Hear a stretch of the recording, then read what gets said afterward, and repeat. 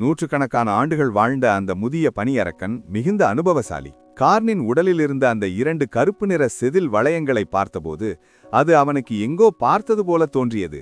ஆனால் எங்கே என்று அவனால் சட்டென்று நினைவுகூர முடியவில்லை. அந்த பண்டைய பனியரக்கன் விரைவாக கட்டளையிட 2 அரக்கர்கள் ஓநாய்ப்படையை தடுக்க ஓடினர்.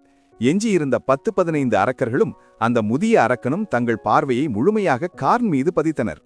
இதற்கிடையில் கார்ன் அந்த இரும்பு கூண்டை தனது பலத்தால் கிழித்து எறிந்தான். உள்ளே காயங்களுடன் இருந்த அந்த வெள்ளை டிராகன் தாயை பார்த்து அமைதியாக கூறினான், முதலில் இங்கிருந்து வெளியேறு. சாலியா தனது கண்களை சிமிட்டினாள். இப்போது தனக்கு பலம் இல்லை என்பதையும், இங்கே ஒரு அடி விழுந்தால் கூட அது தனது உயிருக்கே ஆபத்தாக முடியும் என்பதையும் அவள் உணர்ந்திருந்தாள்.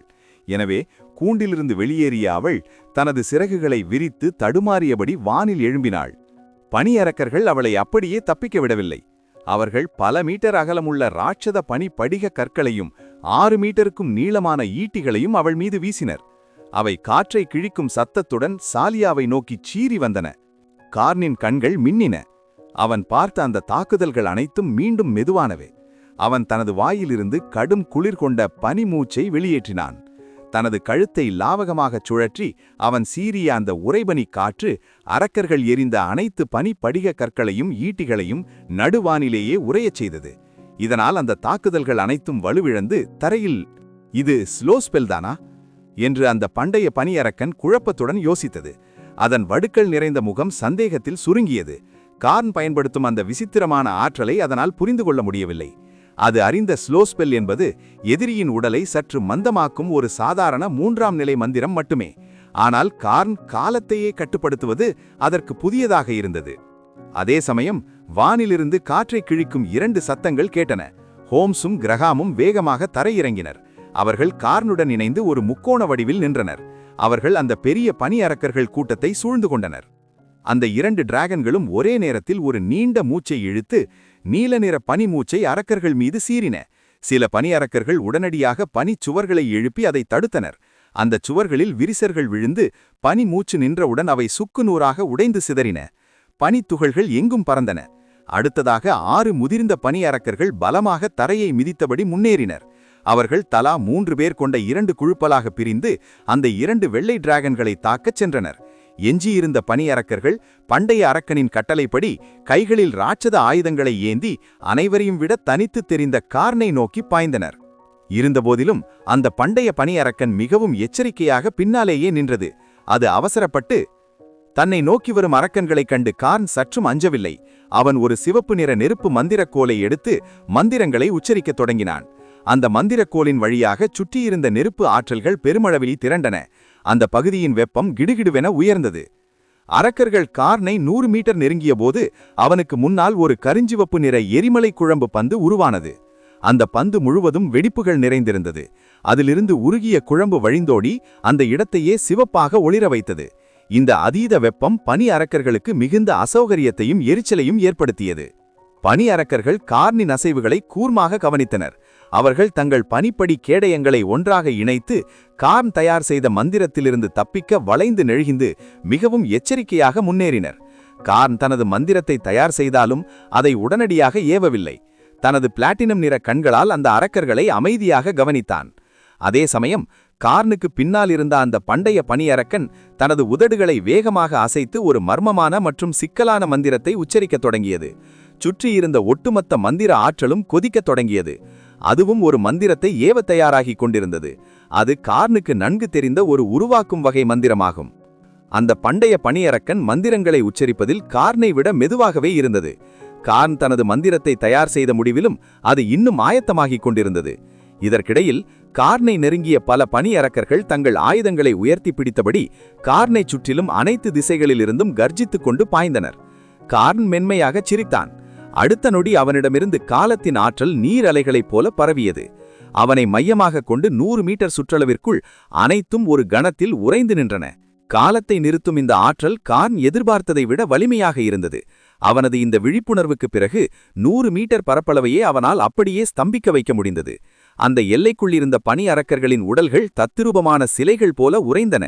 கார்னுக்கு மிக அருகில் காற்றில் குதித்த நிலையில் இருந்த ஒரு அரக்கன் அப்படியே அந்தரத்தில் நின்றான். அவனது முகத்தில் இருந்த ஆக்ரோசமான உணர்வை கார்னால் தெளிவாக பார்க்க முடிந்தது. அரக்கர்கள் மட்டுமன்றி வானிலிருந்து விழுந்த பனித்துளிகளும் வீசிய கடும் காற்றும் கூட அந்த 100 மீட்டர் எல்லைக்குள் நகர முடியாமல் அப்படியே நின்றன. காலத்தை நிறுத்தும் அந்த மண்டலத்திற்கு வெளியே இருந்த பண்டைய பனியரக்கன் இந்த காட்சியைக் கண்டு முதலில் தயங்கியது. பிறகு அதிர்ச்சியில் அதன் கண்கள் விரிந்தன. உள்மனத்தில் ஏற்பட்ட அந்த பெரும் நடுக்கத்தால் தான் சொல்லிக் கொண்டிருந்த மந்திரத்தை தொடரக்கூடாது மறந்துவிட்டது. இதனால் அந்த மந்திரம் பாதியிலே முறிந்து மந்திரம் பாதியிலேயே முறிந்ததால் ஏற்பட்ட மந்திர பின்விளைவு மேஜிக் பேக்லாஷ் அந்த பண்டைய பனி அரக்கனின் உடலை தாக்கியது. ஆனால் அது எதையும் பொருட்படுத்தாமல் கார்னையே உற்று பார்த்து கொண்டிருந்தது. அதன் கண்களில் அதிர்ச்சியும் பயமும் கலந்திருந்தது. கருப்புச் செதில் வளையங்கள், காலத்தை நிறுத்துவது, காலத்தை மெதுவாக்குவது. அந்த அரக்கன் மெல்லிய குரலில் தனக்குத்தானே முணுமுணுத்தது. கார்னை பார்த்தபோது ஏற்பட்ட அந்த பழைய நினைவு இப்போது அதற்கு தெளிவாக திரும்பியது. கார்னை அதற்கு தெரியாது. ஆனால் கார்னின் உடலில் கச்சிதமாக பதிந்திருந்த அந்த கருப்புச் செதில் வளையங்களை அதற்கு தெரிந்திருந்தது. சுமார் 600 ஆண்டுகளுக்கு முன்பு அந்த பண்டைய பனி அரக்கன் சிறுவனாக இருந்தபோது தனது பழங்குடியின மூத்தவர்களிடமிருந்து ஒரு கதையை கேட்டிருந்தது. அது அனைத்து உண்மையான டிராகன்களையும் விட மேலான ஒரு புராண கால டிராகன் இனத்தை பற்றியது. டிராகன் கடவுள்களை விடவும் அரிதான அச்சமூட்டும் இனம் அது. அவற்றின் உடல் முழுவதும் காலத்தை கட்டுப்படுத்தக்கூடிய கருப்புச் செதில் வளையங்கள் இருக்கும்.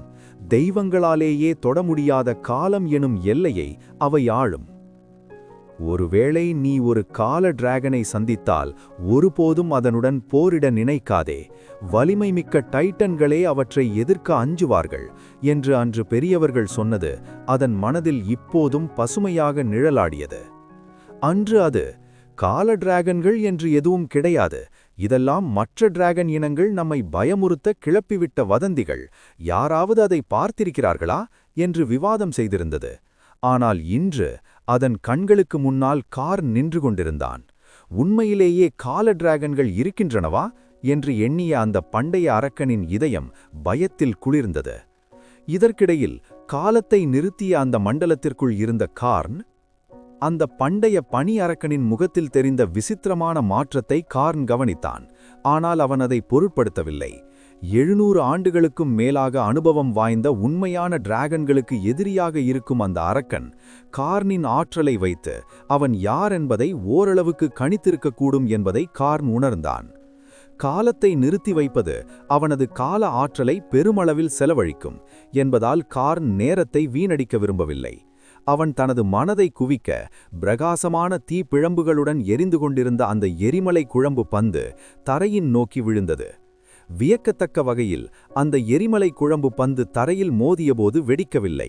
மாறாக அது ஒரு திரவத்தைப் போல தரைக்குள் உருகி மறைந்தது. அடுத்த நொடி பூமி அதிலத் தொடங்கியது. மின்னல் கீற்றுகளைப் போல கருஞ்சிவப்பு நிற வெடிப்புகள் தரையில் தோன்றின. அந்த பிளவுகளுக்குள் கொதிக்கும் எரிமலை குழம்பு சிவப்பாக மின்னியது. அந்த கருஞ்சிவப்பு வெடிப்புகள் மின்னல் வேகத்தில் பரவி காலத்தை நிறுத்திய மண்டலத்திற்குள் உறைந்து நின்ற பனி அரக்கர்களின் காலடியில் ஒன்று சேர்ந்தன. அங்கே எரிமலை குழம்பு குமிழிட்டபடி பெரும் பள்ளங்களை உருவாக்கின. அடுத்த கணமே ஒரு பெரும் வெடிப்புச் சத்தத்துடன் எரிமலை குழம்பு நீரூற்றுகளைப் போல பொங்கி எழுந்து உறைந்து நின்ற அரக்கர்களை சூழ்ந்து கொண்டது. வானில் பூத்து குலுக்கும் வான வேடிக்கையைப் போல அந்த எரிமலை குழம்பு சிதறித் தெரித்தது. பூம் பூம் பூம் என தொடர்ச்சியாக எரிமலை குழம்பு மழையாய் பொழிய அந்த இடமே அதிரத் தொடங்கியது. நெருப்பின் அதீத வெப்பம் ஆர்க்டிக் பகுதியின் கடும் குளிரையே உருக்கியது. மீண்டும் காலம் நகரத் தொடங்கிய அந்த நொடியில் கொதிக்கும் எரிமலை குழம்பால் தாக்கப்பட்ட பனி அரக்கர்களால் அதற்கு மேலே தரையில் நிற்க முடியவில்லை. அவர்களின் உடல் முழுவதும் இன்னும் கொதிக்கும் லாவா ஓடிக்கொண்டிருந்தது. அது ஆர்க்டிக்கின் குளிர்ந்த காற்றுடன் கலந்தபோது அந்த இடமே அடர்த்தியான வெள்ளை புகையால் சூழப்பட்டது. படுகாயமடைந்த ஒரு அரக்கன் இன்னும் உயிர் போகாத நிலையில் நடுங்கிக் கொண்டு சுற்றிலும் பார்த்தான். கடும் வெப்பத்தினால் ஏற்பட்ட அந்த எரியும் வலி அவருக்கு மரண வேதனையை தந்தது. பனி அரக்கர்களும் வெள்ளை டிராகன்களும் இயற்கையிலேயே குளிர்ச்சியான உயிரினங்கள் என்பதால் அவர்கள் நெருப்பு மந்திரத்திற்கு மிகவும் அஞ்சுவார்கள். அந்த எரியும் வலியை அவர்களால் தாங்கவே முடியவில்லை. இரவு வானம் நெருப்பின் சிவப்பு ஒளியால் பிரகாசித்தது. கார்ன் சுற்றி உயிருக்கு போராடி கொண்டிருந்த அரக்கர்கள் அலறியபடி தரையில் சிதறி கிடந்தனர். மறுபுறம் ஹோம்ஸும் மற்றவர்களும் இன்னும் பனி அரக்கர்களுடன் போரிட்டுக் கொண்டிருந்தனர். இரு தரப்புமே பின்வாங்க தயாராக இல்லை. உயிருக்கு போராடி கொண்டிருந்த அரக்கர்களை பார்த்த கார்ன் அவர்கள் மீது இரக்கம் காட்டவில்லை. அவன் உடனடியாக நெருப்பு பந்து மந்திரத்தை ஏவினான். அவனது தற்போதைய திறமைக்கு கண்ணிமைக்கும் நேரத்தில் ஒரு 3ஆம் நிலை நெருப்பு பந்தை அவனால் உருவாக்க முடியும். பட்டாணி பழம் அளவு கூட இல்லாத சிறிய நெருப்பு பந்துகள் பிரகாசமான வளைவுகளை ஏற்படுத்தியபடி காற்றில் சீறிச் சென்று தரையில் கிடந்த அரக்கர்களின் தலைகளில் சரியாக தாக்கின. தொடர்ச்சியான வெடிப்புச் சத்தங்களுடன் அந்த பனி அரக்கர்கள் எரிந்து சிதைந்து. வெடிப்புச் சத்தங்களுக்குப் பிறகு அந்த அரக்கர்கள் இறுதியாக வேதனையிலிருந்து விடுபட்டு மரணத்தை தழுவினர். சுமார் 100 மீட்டர் தொலைவிலிருந்த அந்த பண்டைய பனி அரக்கன் முகம் இறுகச் சிலையில் இதை கவனித்துக் கொண்டிருந்தான். அவனால் எதையும் தடுக்க முடியவில்லை. கார்ன் காலத்தை நிறுத்தி அரக்கர்களை தாக்கியது அனைத்தும் ஒரு நொடியில் நடந்து முடிந்தது. கார்ன் தனது மந்திரத்தை நிறுத்தியபோது அந்த அரக்கர்களின் முகங்களில் ஏற்கனவே மரணத்தின் நிழல் படிந்திருந்தது. அந்த பண்டைய பனி அரக்கன் தனது பற்களை கடித்தபடி கார்னை பார்த்து அரக்க மொழியில் கூறினான், "இளம் டிராகனே, புராண கால அந்த டிராகன் இனம் உண்மையில் இருக்கும் என்று நான் கனவிலும் நினைக்கவில்லை." கார்ன் ஒரு வார்த்தை கூட பேசாமல் தனது சிவப்பு நெருப்பு மந்திர முகோட்டை திரும்ப எடுத்துக்கொண்டான். அவனது உண்மையான அடையாளத்தை கண்டறிந்த முதல் உயிரினம் அவனுக்கு எதிரே நின்று கொண்டிருந்த இந்த பண்டைய அரக்கன்தான். "உலகத்தில் எதுவும் சாத்தியம்தான்" என்று கார்ன் அதே அரக்க மொழியில் பதிலளித்தான். மிகவும் தூய்மையான மற்றும் சரியான அரக்க மொழியில் கார்ன் பேசியதை கேட்டு அந்த பண்டைய அரக்கன் வியந்து போனான். கார்னுக்கு அவர்கள் மொழி தெரியும் என்பதை அவன் எதிர்பார்க்கவில்லை. "என் பெயர் பலேஸ், இந்த பனி பழங்குடியினத்தின் தலைவன். வடக்கு பனிச்சமவெளியிலேயே மிகவும் வலிமையான பனி அரக்கன் நான்தான். நான் 700 ஆண்டுகளுக்கும் மேலாக வாழ்ந்துவிட்டேன். என் வாழ்நாள் முடிவுக்கு வரும் இந்த சூழலில் மிகவும் மர்மமான மற்றும் புராண கால டிராகன் இனத்துடன் போரிடுவதை பெருமையாக கருதுகிறேன். இந்த போரின் முடிவு எதுவாக இருந்தாலும் என் வாழ்க்கையை பற்றி எனக்கு எந்த வருத்தமும் இல்லை." பலேஸின் குரலில் ஒருவித கம்பீரம் இருந்தது. அவன் தனது உயரமான வலிமையான உடலை அசைத்து போருக்கு தயாரானான்.